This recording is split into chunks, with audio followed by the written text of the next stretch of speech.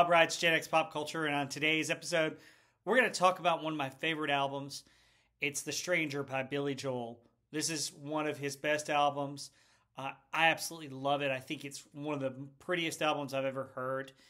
And today, I'm going to tell you a little bit about the album, and then I'm going to go into facts about each of the songs on the album. Billy Joel recently completed his 100th consecutive sellout show at Madison Square Garden, which was televised live on CBS. CBS reran it as well, and it was fantastic. If you get a chance to see it, definitely see it. Also, look to try and see Billy live. He's fantastic live. I've seen him before in concert, and it was an amazing concert. He is just an outstanding artist. He has a ton of hits, but he also has a lot of great album tracks that a lot of hardcore Billy Joel fans like myself know and love. And he's just got a great, plethora of albums. The other great thing about Billy Joel is that he actually came out with a new song recently in the last couple months that he played at the Grammys called Turn the Lights Back On. I'll link to the video in this video for that song. Also, he released videos for a couple of the songs from this album. He released a video for Vienna recently, which is a beautiful song, and I'll talk a lot about that song when we get there. And then he also had previously released a couple of years ago a video for Scenes from Italian Restaurant, which is another beautiful song off this album. So check out those albums with Billy Joel. One thing about these albums as I get into it and talk about it is that growing up in the 80s and 90s, we learned to not just buy the album for the hit songs, but also listen to the whole album. Listen to it cover to cover. You might find some hidden gems and some songs that you really like that aren't hits, and you'll also get a better idea of what the artist is trying to say in their music, what they're trying to convey, what their thoughts are. And you also might hear some interesting changes, interesting stuff musically from artists when you listen to their whole body of work as opposed to just their hits. So I definitely encourage you to do that. This soundtrack, I always encourage you to get physical media. I've got it on CD, but I know the records have become more and more popular, which is fantastic. I can't believe they're making a comeback, but if you get a chance to get it on record, definitely do that. Also, you can digitally download it. I think Billy Joel said that he recently had a lot of his albums redone digitally, and now they're available wherever you find digital media, whichever your source, be it Apple or some other place. But definitely get this one. This one, I think, is probably his best overall album. Certainly the critics and commercially, they say it's his best. I personally think this kicked off a lot of his great albums. I love this one. I love 52nd Street, Nylon Curtain, Glass Houses, and of course Innocent Man, which is my personal favorite because it was my first Billy Joel album. But all these albums are great. I think The Stranger is probably the best of those, and I'm going to tell you why right here, right now. So The Stranger was released in September of 1977, September 29th to be exact, and Billy wanted to use his touring band during the production of it. And basically, he transitioned from being in LA with Piano Man and a few other albums there, and then he came back to New York with Turnstile's album, and he formed this band, and he really wanted them to be a part of creating the album. A lot of times, artists will have session musicians play while they're recording the album, and the band picks it up and goes on tour and plays it on tour. Well, Billy wanted his band to be part of the recording process as well. And he was looking for a new producer to produce his album. One of the other things that he had was a little bit of pressure from Columbia because his Turnstiles wasn't as big a hit as they expected, and Columbia wanted him to produce a hit. So there was a little bit of pressure there. So he was seeking a new producer, and he was trying to find the right guy, and who better to go to than George Martin for the Beatles. And so he was trying to get George Martin to produce, but he wasn't able to get George Martin, but he settled for Phil Ramone. And Phil Ramone had just produced Paul Simon and Paul Simon had a run of hits and some great albums. And so, Ramon is a great producer, and he produced the next couple of Billy Joel albums, and they turned out fantastic. I'm so glad that he did, and I'm so glad we got this wonderful album from Billy. It spent 6 weeks at number 2 in the Billboard Top 200. Man, it should be a number 1. It's number 1 in my heart. I mean, it's just fantastic. As I mentioned, it's considered critical and commercial breakthrough for Billy Joel. There were 4 singles released in the U.S. All became top 40 hits. Just the Way You Are went to number 3, and that was the biggest hit from this album. Moving Out, which is titled Anthony's song, Moving Out. She's Always a Woman. Only the Good Die Young were the other ones. But other songs on this are very much favorites of fans at concerts. Scenes from an Italian Restaurant and Vienna. And then actually in Japan, The Stranger was a big breakout single over there for Billy. The album won 2 awards in the 1978 Grammys. Record of the Year, which thank goodness it really deserved it. And Song of the Year for Just the Way You Are. Fantastic. It remains the best-selling non-compilation album to date and surpassed Simon Garfunkel's Bridge Over Troubled Water to become Columbia's best-selling album, released with more than 10 million units sold worldwide. Rolling Stones named it in the top 500 albums of all time, and it was inducted in the Grammy Hall of Fame in 2008, which is fantastic. The recording sessions for The Stranger, Billy described them as a blast. They took place in the short span of 3 weeks between July and August of 1977.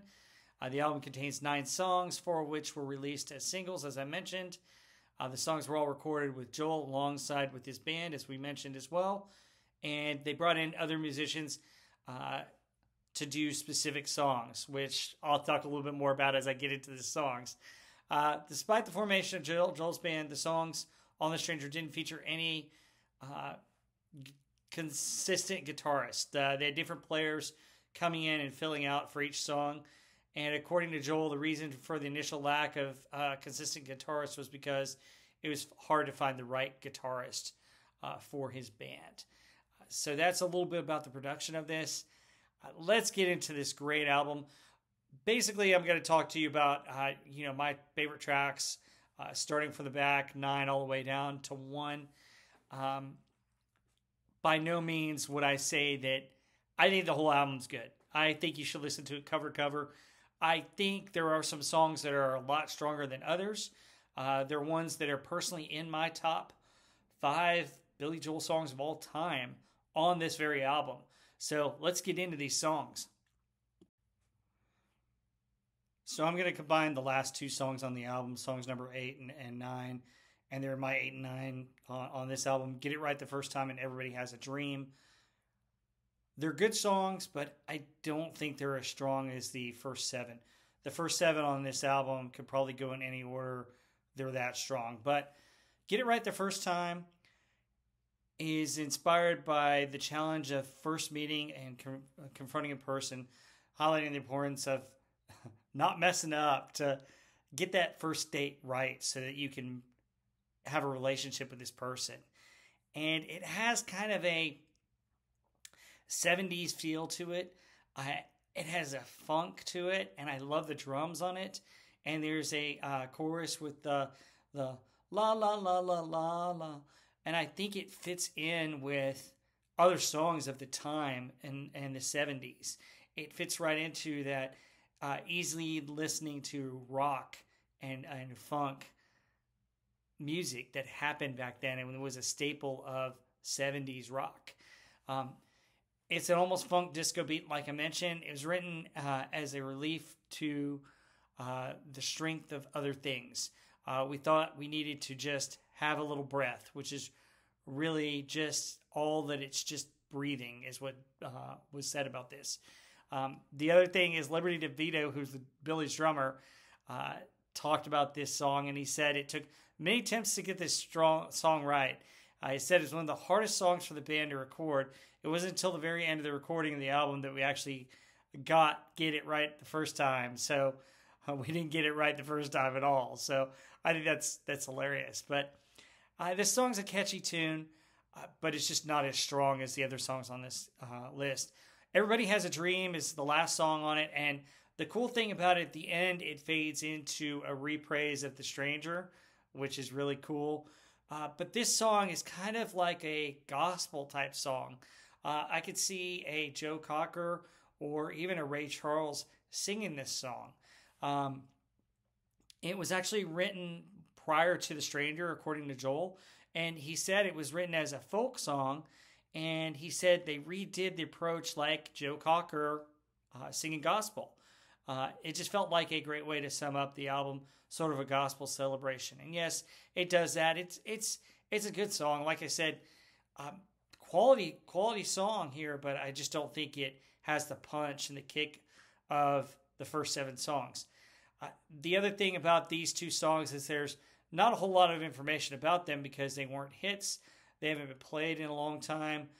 They aren't in wide rotation on a lot of Billy's albums, but they're good songs to listen to, and this is why you buy the whole album and listen to it cover to cover, because there's some interesting elements and different styles of music within both of these 2 songs that you'll see a different side of Billy and a different side of his band at the time. And that's what makes it so unique and so wonderful to listen to. Again, listen to the whole album. That's why we do it. That's why you should do it. That's my always advice, to do that. Let's get into the next song. My number 7 song off this album is The Stranger, which is the title track of the album. It's actually the second song off of it. It has such a pretty medley with the piano, and then the guitar comes in, and it's a really good guitar solo. I also love the haunting whistling. I'm going to talk a little bit about that as we talk about The Stranger. The lyrics are interesting. It's really about anything that you can think of. Billy said that it's really left up to interpretation. He said it was written by him without any core themes, though he stated that it could be seen as a song about a man with schizophrenia, which, wow, that's an interesting concept. One of the themes that I get out of it as well is, do we hold back in our relationships, and how much do we hold back? Have you ever been in a relationship where you were holding back a part of yourself that you didn't want the other person to see quite yet? What happens when somebody holds back in the relationship that we're in, and you finally discover that aspect of them and didn't realize that that was part of their personality? Very interesting thought, very interesting concept.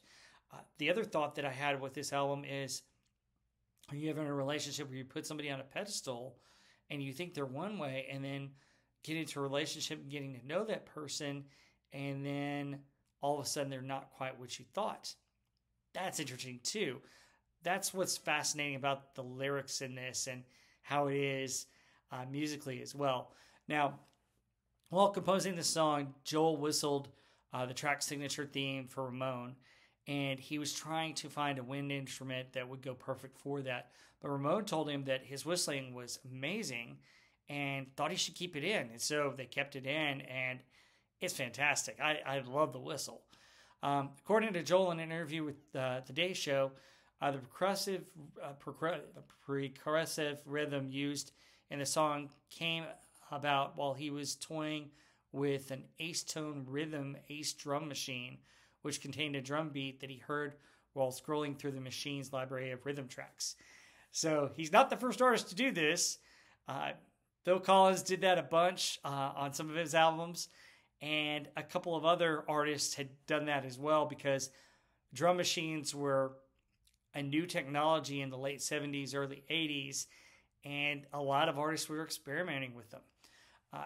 Like I said, this song is very popular in Japan. It was a big hit over there. Also, another thing about this song is that other people have said that this song is often, when we think we know somebody, we often hardly know that person at all, which I mentioned. The Stranger is the collective for the unknown things about people we know. Although we share many secrets, there are some we never tell, which is fascinating. What secrets are you keeping? What secrets have you kept? Fascinating concept.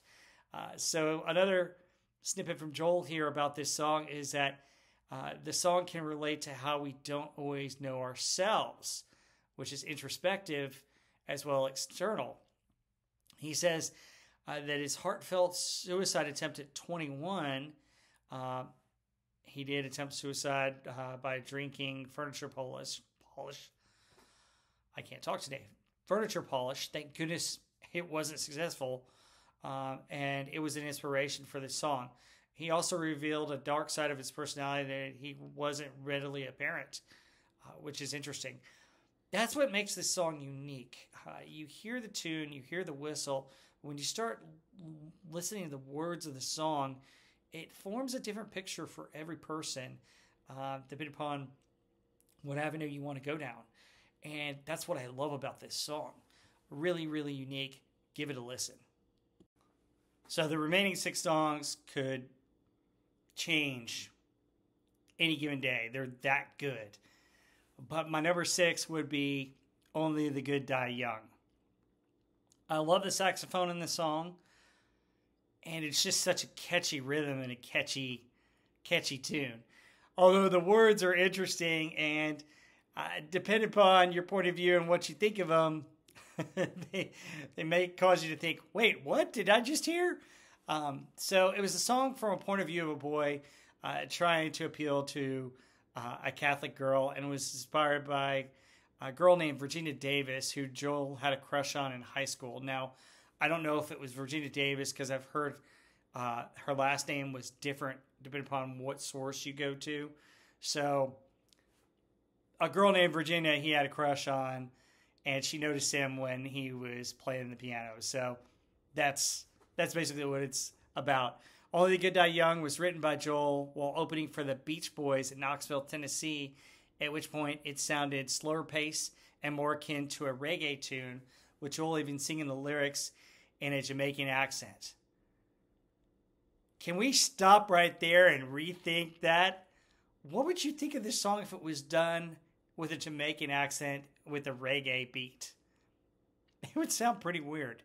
Yeah, man. Only the good die young, man. Yeah. Oh my goodness. No, I can't hear it like that.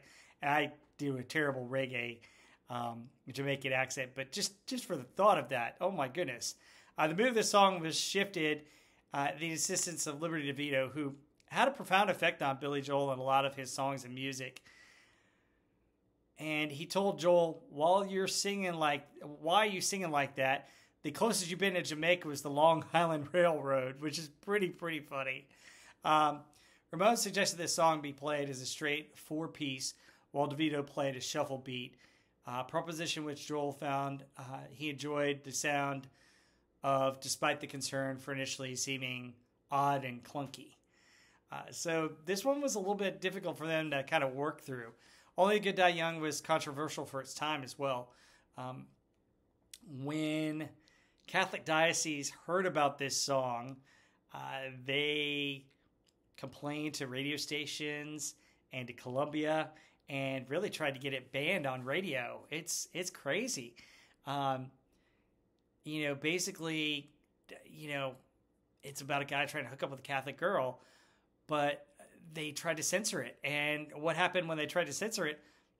Well, the kids just flock to it. Anything that you say they can't have, they're going to want to go to. So it's kind of interesting, kind of funny. When I wrote Only the Good Die Young, the point of the song wasn't so much anti-Catholic as it was pro-lust, according to Joel. And he basically said the minute they banned it, the album started shooting up the charts. And then in a 2008 interview, Joel also said that he pointed out one of the lyrics was virtually all the song's critics missed. The boy in the song failed to get anywhere with the girl, and she kept her chastity. Which is true. If you listen to the lyrics of the song, he keeps trying, but she doesn't budge. In 2023, Joel said of the song, it occurred to me recently that I'm trying to talk some poor innocent woman into losing her virginity because of my lust. It's kind of a selfish song. Like, who cares what happens to you? What I want is what I want. Which, kind of is a theme about the song. But on the other hand, it was of its time. This was written in the mid-'70s when he was trying to hook up with several girls. And, He said, "Why BS about it? Why not tell the truth?" So interesting proposition for that song. I think it's a catchy tune. It's played all the time on radio, and Billy plays it all the time in his concerts, and it always sounds great. So that's my number 6 song. My number 5 song on this album is She's Always a Woman, and it's just a pretty song. Once again, this is another song that Billy wrote for his then wife, Elizabeth Weber. He also wrote She's Got Away, which is one of my absolute favorite Billy Joel songs. And then he wrote Just the Way You Are for her off this album as well, and we'll get to that a little bit later. And Joel really described this song as a commentary on women in business and being persecuted and insulted. So a little bit of background on this. Elizabeth had taken over the management of Joel's career at the time, and she was trying to get him out of debt with some of the bad deals and contracts that he had, and she really helped him set himself up for success with this album and his next couple albums, which were big hits. So she really did a lot of legwork and helped him out to be a financial success. Unfortunately, they got divorced in 1982. It didn't work out for them. And a lot of times at the end of the song, he said, and then they got divorced. The song peaked at number 17 on the U.S. Billboard charts. And it's a love song about a woman who the singer's fallen totally in love with to the extent of enduring her quirks and her faults. So that's interesting.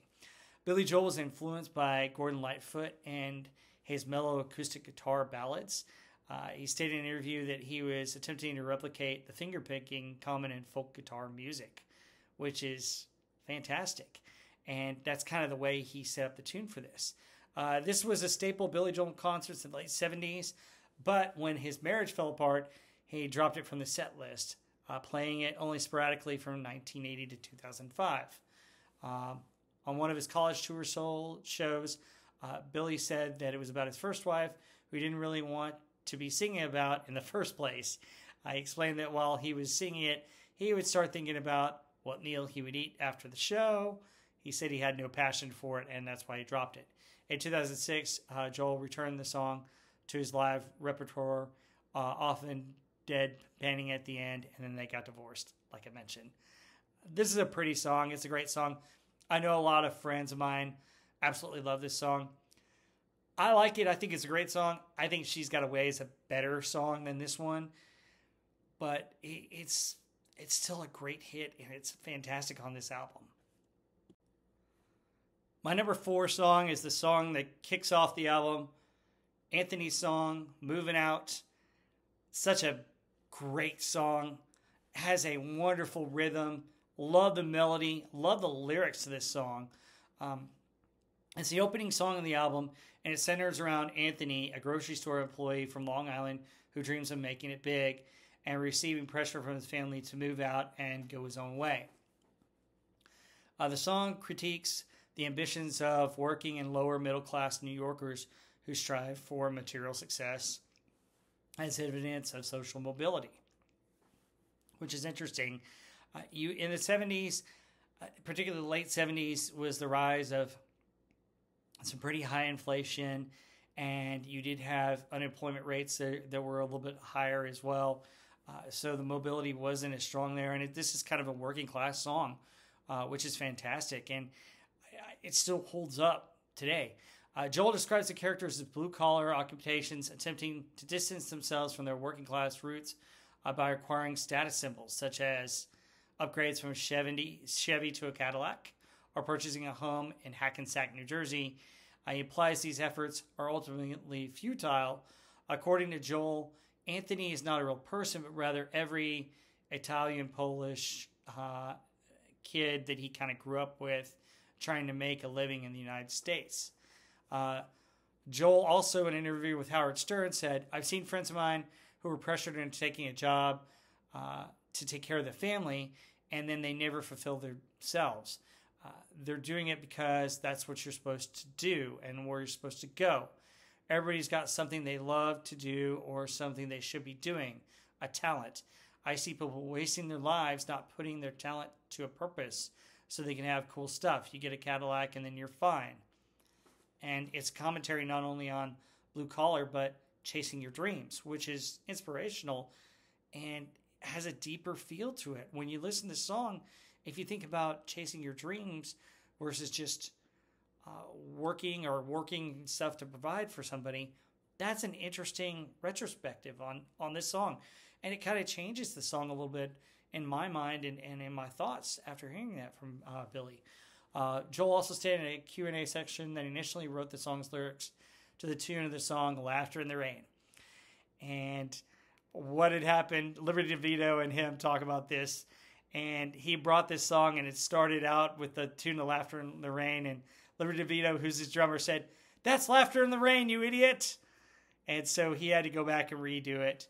And they did. They reworked it. He didn't want to waste the lyrics to it.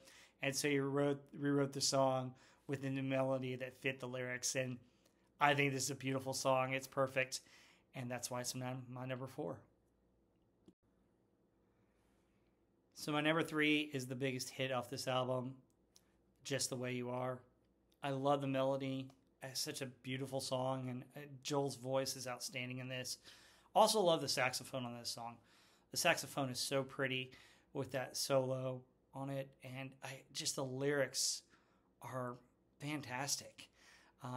Once again, he wrote this for his then wife at the time, and it was a birthday present to her. Now, he jokes that she said, "Oh, does that mean I get the rights to it too?" Which is interesting. He stated on Sirius XM broadcast in 2016 that the melody came to him in a dream while he was working on The Stranger. He forgot about the melody shortly afterwards, but it came back to him while he was in a business meeting. How cool is that? That's interesting. It's interesting, the minds of an artist and how they dream a melody or think a melody. He said also that the inspiration for writing the name of the song is how it sounded in the chords was directly taken from Frankie Valli and Four Seasons' song Ragdoll, which is interesting because it was also a larger inspiration for Uptown Girl. Billy's always joked that he's written songs for his ex-wives and the relationships have never worked out, which I find humorous and interesting. He said he originally considered keeping the song off the album, and he dismissed it as a gloopy ballad. It was out of place compared to the rest of the album. Ramone disagreed, and he brought in Linda Ronstadt and Phoebe Snow, and they listened to it, and they convinced Billy to put it on the album, which I think is the funniest thing. No, I'm going to tell you this is a good song, and I'm going to prove it. Let me bring in Linda Ronstadt, who is an amazing artist with several hit songs. So she knows what she's talking about. It became both Joel's first top 10 and UK top 20 single, reaching number 3 in the US and 19 in the UK, as well as Joel's first gold single in the US. The song topped the Billboard's easily listening chart for the entire month of January 1978. Just the Way You Are, as we mentioned, garnered 2 Grammy Awards for Record of the Year and Song of the Year in 1979. After Joel and Weber divorced in 1982, Joel rarely performed the song live after 1986 until the 2000s. And Joel has publicly stated that he disliked playing the song live in the wake of his divorce from his first wife. He also noted that during the performance of the song, around the time of his first divorce, his drummer, Liberty DeVito, which we find out that he's quite a character, would jokingly, proudly parody the lyrics and the chorus in saying, "She got the house, she got the car," which I find hilarious. Another thing about this is some listeners have thought that this song was misogynistic because he's telling a woman what she was allowed to change. And Joel's insisted that, no, that's not the intent. Don't go change it to try and please me, is what he says in the song. People forget these things. If they don't like what I do, they'll go, "Oh, yeah, he hates women. Look at this. Don't change. Stay the way you are." The same old someone that he knew. Wow, he really doesn't like her. what he's saying is not that. He's saying, don't change for me. If you're going to change, change for yourself, which I think is a very practical and realistic thing that you should have in a relationship, or thing that you should be able to be honest with your spouse. Certainly you want to change little things, but don't go changing your whole self for somebody else. Change for you and for the benefits of yourself. And that's really what he's saying in part of this song. He's not misogynistic at all. He's saying, don't go changing to try and please me. Which I think anybody who reads it wrong needs to go back and listen to the lyrics and understand that point. Anyway, that's, he says he's happy exactly the way the person is, and that's why he loved her in the first place, is that she wasn't changing to try and please him. And that's what he's telling her, hey, don't change to please me. I like you for who you are. If you're going to change for yourself. That's the point of the song. This song had several covers. And one particular cover that Billy Joel had mentioned is that Sinatra actually covered this song. He said that when we have a soundtrack where we always send out his own material, and we do Just the Way You Are with this cheesy Las Vegas swing and make a whole joke of things. And Sinatra did exactly the same way. He told Q in 1987 and I screamed when I heard it. You sure this isn't me singing this, Frankie, or is it just a joke? What? So he was surprised that Sinatra did it, and basically it's kind of funny to think about. I mean, Sinatra taking one of his songs, that's a great honor. I mean, Sinatra was amazing, phenomenal singer, and for Sinatra to cover this song is just fantastic. So what a high honor and a compliment to Billy about this song. What do you like about this song? Is this your favorite on this album? Comment below. Let me know. These last two songs, my number 2 and my number 1, could flip-flop. They are in my top 5 Billy Joel songs of all time. Number 2 right now is Scenes from an Italian Restaurant, which is probably Joel's masterpiece. In an interview, when he was asked to list the top 5 Billy Joel songs, he listed this one as number 1. It is a 7.5-minute epic that follows a pair of young lovers from Long Island. And it's got 3 different tunes that he kind of mixed together. Basically, what he did was he used the style that the Beatles did off of the side B of Abbey Road with the medley. Also, a little bit of the way Queen did Bohemian Rhapsody, where it's a couple of songs combined. So that same style, Billy incorporated into this gorgeous, beautiful song. The songs were Brenda and Eddie Go Through a Failed Marriage, The Italian Restaurant, Things Are Okay at Oyster Bay, and the ballad Brenda and Eddie, as I mentioned. Just so pretty, and how they pulled this all together. It was never released as a single, but it became one of Joel's most celebrated compositions among fans and critics alike.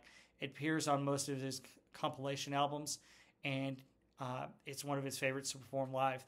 He performed it live in concert at the one I went to, and it just was fantastic. And he even said, hey, this wasn't a hit, but then he starts to play it, and the crowd went nuts. It's also on his greatest hits album. If you have that, listen to it. It's great. In an interview, Joel cited the second side of the Beatles album, Abbey Road, as one of his musical influences. The medley on the back of Abbey Road, which is just amazing by the Beatles. It's the longest of Joel's rock music studio cuts. It's only surpassed by live recordings of other tracks. He stated the track was inspired by a couple of places, and everybody's always trying to find what restaurant it was. I've heard different things. One of the interviews he said was Fontina de Trevi on West 57th Street, right across from Carnegie Hall in New York City. Also, Benito 2 on Mulberry Street in Little Italy is another Italian restaurant. According to Joel, it was recorded as one composition in about 7 takes, which is amazing for a song this long and with that much intricacy in the medley of it to only take 7 takes to get it right. Fantastic, amazing. Shows how great an artist Billy Joel is and how great his band was in being able to do this song. He basically said it begins with a gentle melodic piano ballad, and then it's in first person, and then a scene of 2 old classmates reuniting in an Italian restaurant. It segues into a triumphant up-tempo jazz influence section as the classmates catch up with each other's lives and begin to reminisce. Clarinet, trombone, tuba, and saxophone solos then lead into a rock and roll section, which Joel calls the Ballad of Brenda and Eddie. This section tells the story in third person about 2 high school sweethearts and a failed marriage that ends in divorce. The songs were consistent of, it really had 5 parts. The introduction, transition, and Dixieland jazz, piano solo, the Ballad of Brenda and Eddie, and then the outro, each lasting a separate amount of time, which is really cool. That's what I love about this song, because you get into these transitions and you have jazz, fusion, and rock. It's just amazing. The tempo then slows down as the song transitions back in the style of first person at the end, and the 2-part fondly with one character remarking, "I'll meet you anytime you want at our Italian restaurant." Phil Ramone noted that the track was mixed with the minimal use of equalization so that the bass and drums sounded focused and tight, whilst the cymbals could ring without sounding harsh. This song got its own video a couple of years ago. It's a cartoon video, and you'll see some of the images here. It's gorgeous. It's a pretty song. I love the different musical changes, the different styles. This is a reason why you buy and listen to album covers, because you will hear songs like this that don't get radio airplay. They're not hits, but they're so remarkable musically and lyrically. I dearly love this song. Like I said, it flip-flops from my 1 to 2 spot with the next song that I'll talk about. But give it a listen if you haven't heard it. I'll link the video to this below. So my favorite song on this album is Vienna. It's a gorgeous song. I love the lyrics. I love the melody. I love the different changes within the song. It's such a pretty, thought-provoking song. And it finally has a video out. Billy Joel produced a video for Vienna, and I'll link to it below. The song opens up the B side of the album. So if you have the record, you flip it over and it's your start part, side B. Song number 5 for those of us that have the CD. I was inspired by a trip Joel took to Vienna, Austria to visit his father a few years after starting his music career. So Billy and his mom lived together for many years. His father left the family when he was like 8 years old and moved back to where he was from, Germany, and settled in Vienna, Austria.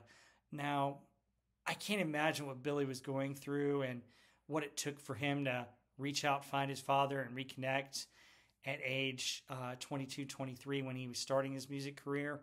But I'm glad he did it. It's just interesting to hear his story and hear about his life. While there, he found that Austrians had a vastly different outlook on life than the one he's familiar with in America. As he recalls, Joel had this realization that after taking notice of an older woman sweeping out the city streets, telling his father that he pitied the woman for having to do such a menial and unimportant task. Joel's father then responded by explaining that the woman was given herself a sense of worth by doing a service that helped everyone rather than sitting at home wasting away. That's interesting because in that part of the world, people wanted to feel useful, and they're doing things even for remedial tasks.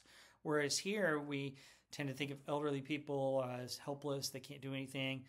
They should just sit down and relax, which I find interesting. Despite its initial release as a B-side, the song's popularity has grown considerably in the decades after its release. As of September 2023, it is Joel's fourth most streamed song on Spotify, racking up more than 450 million streams on the platform alone. Joel has stated that Vienna is a metaphor for old age, but also may have been subconsciously, if I can pronounce tonight, subconsciously, about his father. Speaking more broadly about the song's message, he said in a 2008 interview that it conveys, you don't have to squeeze your whole life into your 20s and 30s trying to make it, trying to treat the American dream, getting in the rat race and killing yourself. You have a whole life to live. I kind of use Vienna as a metaphor, the reason for being old, a purpose, which I think is interesting. The song grew in popularity in the aughts and the tens. Joel does a bit in concerts where he lets the audience choose among two songs. He often offers up Vienna, and then he offers up a hit, and his fans choose Vienna over that hit. Speaking with Stephen Colbert in 2017, he said that Vienna was in his top 5. It's in my top 5 as well. It usually flips back with Scenes from an Italian Restaurant in the 3rd and 4th spot. Number 1 going to She's Got Away, number 2, and so it goes. Those are my top 4 Billy Joel songs.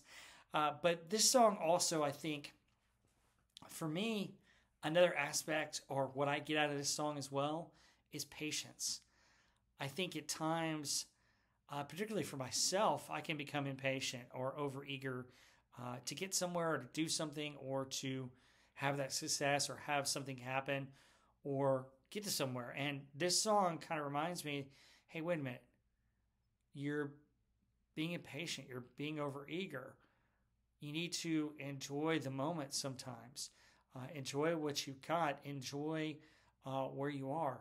Take a break. Take a minute to enjoy and look around at the present time that you're in, because that part waits for you. You don't have to cram it all in right now. You've got time. And I think that's a great message. I think it also, I can see Billy's analogy for old age, because Vienna waits for you, the lady sweeping. You have a purpose. Even in your old age, you always have a purpose. And that's what Vienna is it's that purpose. So that's what I get out of this song. That's why it's so pretty and so great to me. And it's just a wonderful tune. I would be remiss if I didn't talk about the accordion solo that's really pretty in it. And just the way the melody flows from the piano to the accordion and back into the song, it's just outstanding. Anyway, that's the Stranger album in a nutshell. What's your favorite song off this album? What are your favorite Billy Joel songs? Let me know in the comments below, and we'll see you on the next one.